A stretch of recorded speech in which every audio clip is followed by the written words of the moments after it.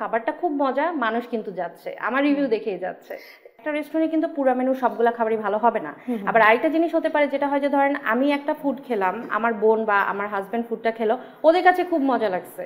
আচ্ছা, আরেকটা বিষয় হচ্ছে যে তুমি যখন একটা রেস্টুরেন্টে ধরো যাচ্ছ, এখনকার রেস্টুরেন্টগুলো অনেক ফ্যান্সি হয়, যে খুব সুন্দর করে সাজানো থাকে, মনোরম পরিবেশ, তুমি সেখানে গেলা এবং তাদের খাবারটাও তোমার ভালো লাগলো। তো এটা তো একটা বিষয়। হ্যাঁ, অনেক সময় খাবার কিন্তু ভালো লাগে না, তখন সেটাকে কিভাবে তোমরা আসলে মিক্স অ্যান্ড ম্যাচ করো? তো আমি যেটা করি সেটা হচ্ছে আমি যখন নিজে কভার করতে যাই, সো যেটা হয় যে একটা রেস্টুরেন্টে কিন্তু পুরো মেনু সবগুলা খাবারই ভালো হবে না। আবার আরেকটা জিনিস হতে পারে যেটা হয় যে ধরেন আমি একটা ফুড খেলাম, আমার বোন বা আমার হাজবেন্ড ফুডটা খেলো, ওদের কাছে খুব মজা লাগছে।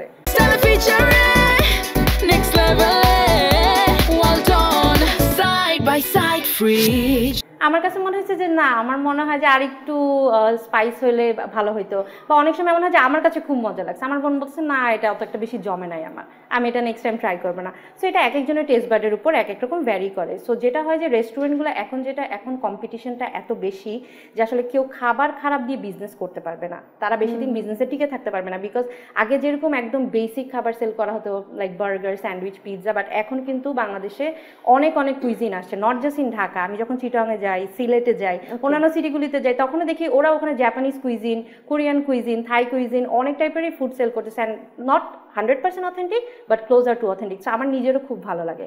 সো আমার যদি কোনো জায়গায় গিয়ে এরকম একটা এক্সপিরিয়েন্স হয় যে কোনো একটা খাবার ভালো লাগে নাই, সো আমি ডেফিনেটলি যদি ম্যানেজার থাকে, ম্যানেজারকে রিচ আউট করি খাবারটা কীভাবে ইমপ্রুভ করতে পারলে আরও ভালো হয়, বা ওনারের সাথে যদি আমার কানেকশন থাকে, সেই ফিডব্যাকটা আমি 1 to 1 জানিয়ে দিই। অ্যান্ড আমি যখন রিভিউটা করি আই মেক শিওর যে আমি তখন আমার ফলোয়ারদেরকে জানাই যে আমি এই খাবারগুলো ট্রাই করছি, আমার এই খাবারগুলো খুব মজা লাগছে। সো আমি ওটা তখন আমার ফলোয়ারদেরকে রিকমেন্ড করি। সেটা কিন্তু পেইডের ক্ষেত্রে নাকি সেটা তোমার সবসময়? সো আমি যখন ব্র্যান্ডের সাথে কোলাবোরেশন করি, ওদের জন্য যখন কন্টেন্ট বানিয়ে দিই, আমি সবসময় ওনার বা এজেন্সিদেরকে বলে থাকি যে আমার কাছে যে খাবারটা ভালো লাগছে সেটাই আমি ভালো বলবো খাবার।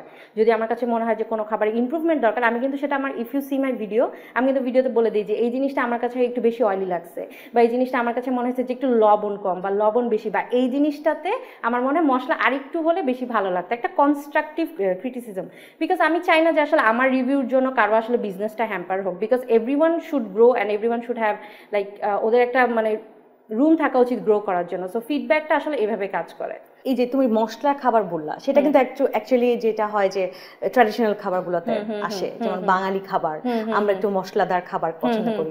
তো এখনকার ট্রেন্ডও তো আছে, তো দুইটার দুই রকমের একটা আমেজ।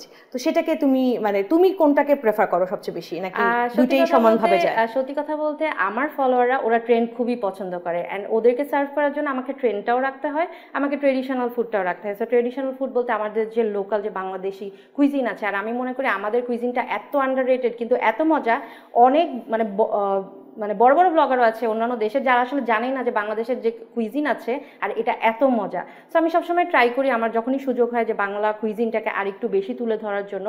সেটা তো পার্সোনালি আমার প্রেফারেন্স থেকে বলি। তোমার পছন্দের খাবার কি, বাঙালি খাবার বেশি? বাংলা খাবার অ্যাজ লং এজ খাবারটা মানে খুব অয়েলি, আসলে অয়েলি বা খুব মশলা বা খুব ঝাল আমি খাই না। আমি একটু প্রেফার করি যে একটু গ্রিল টাইপ ফুড থাকবে, একটু বয়েল টাইপ ফুড থাকবে, একটু সালাদ থাকবে। নট নেসেসারি হেলদি, বাট খেতেও মজা হবে, but at the same time মানে অতিরিক্ত থাকবে না মশলা বা তেল। সো আমার প্রেফারেন্সটা একটু ওরকম। তুমি তার মানে বলতে চাচ্ছ যে তোমার সোশ্যাল মিডিয়াতে তোমাকে সবচেয়ে বেশি যারা ফলো করে তাদের মধ্যে তোমার ট্রেন্ডি খাবারটাই সবাই বেশি প্রেফার করতেছে। সো ফিউশন, ট্রেন্ডি, নতুন নতুন কুইজিন। কারণ দেখা যায় যে মানে ঢাকায় এখন প্যান এশিয়ান কুইজিন অনেক রেস্টুরেন্টে প্যান এশিয়ান কুইজিন পাওয়া যায়, বাট আমি যদি একটা সবগুলো টেস্ট তো একরকম না। ডেফিনেটলি টেস্ট একরকম না, বিকজ এটা ফিউশন। বিকজ দেখা যায় যে ওরা হয়তো ওদের থেকে একটু রেসিপি নিচ্ছে, একটু নিজেদের মতো করে বানাইছে, লোকালি কিছু স্পাইস তারা সোর্স করছে। সো দেখা যায় যে মানে 5-7 করে টেস্টটা একটু চেঞ্জ হয়ে যায়। সো বাট যেটা হয় যে মানে অ্যাজ লং এজ খাবারটা খুব মজা, মানুষ কিন্তু যাচ্ছে, আমার রিভিউ দেখেই যাচ্ছে।